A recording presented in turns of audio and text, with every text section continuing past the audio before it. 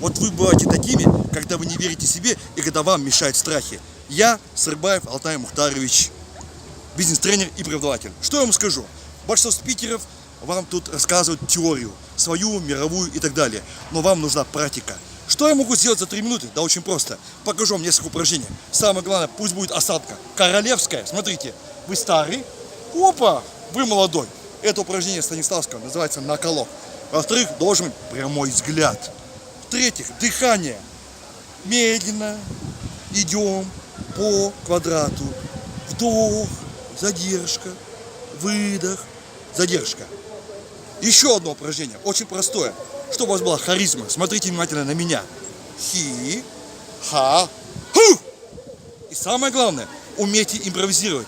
Дайте мне любую тему. Какая тема? Елка. Елка зеленая, вечная, нужна. В лесу родилась елочка.